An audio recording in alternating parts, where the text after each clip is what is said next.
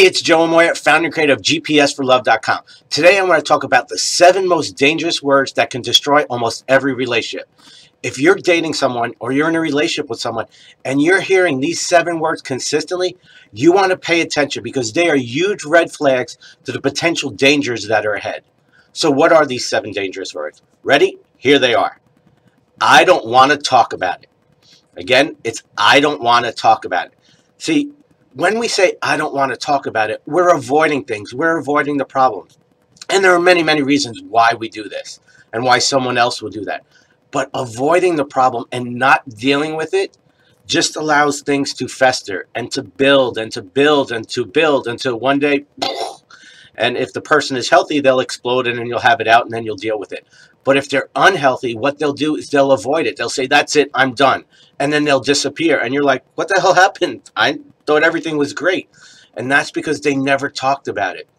See, sometimes these words are healthy because, see, the way we think and act as human beings, there are 2 parts of our brain we use, the emotional part and the logical part. And they kind of work like a seesaw. Okay, so when the emotional part is up, it's very hard to think and act logically.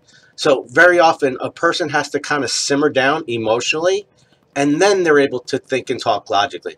I'll be quite transparent. I'm a hot-headed Italian, and it takes me a lot to get there, but when I blow, I blow. And, you know, the skies can open up and the heavens can talk to me, but in that point, I'm not seeing or talking rationally.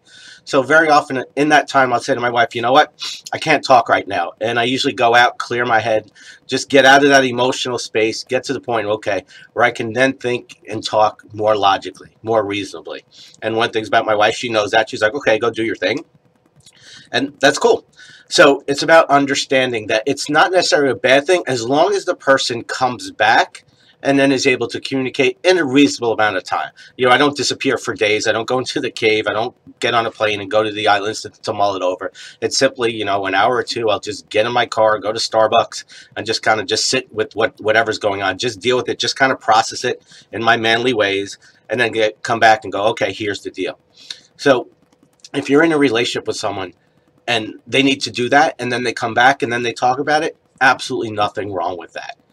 However, if they say, I don't want to talk about it, and when you bring it up a day, an hour, a day, a week later, it's like, I don't want to talk about it, or they avoid things, then you've got potential dangers. That's something you really want to pay close attention to. Because if you're going to have a long-lasting, effective, successful relationship, you've got to be able to communicate. You've got to be able to resolve your differences. Because the reality is, I don't care how perfect or something, you're different. You come through different life experiences. You see and hear things through different filters. So you've got to be able to understand and process that. So it's really, really important that you pay attention to this. You know, there's a lot of videos that I do, and there's some that's like, you know, if I could just make this one of the important ones, this would be the one. Because very often the red flags are there. But, you know, the chemistry is amazing. You know, the sex is wonderful.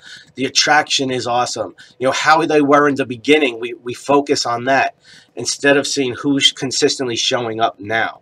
So, again, if you're in a relationship with someone and they're saying, I don't want to talk about it, or you're the person saying, I don't want to talk about it, you know, it's very harmful and very detrimental to the relationship. So I want to hear from you. Have you ever dated someone who this was their MO? They were an avoider and constantly said, I don't want to talk about it? Or is that you? Do you have a way of shutting down, or is your way of not talking about it suppressing your feelings and emotions? Or are there other dangerous words that you're aware of that you want to share with our community? If so, go ahead in the box below, post your comments, questions, and feedback. As always, it's an honor and privilege to be with you. I'll see you next time. Much love.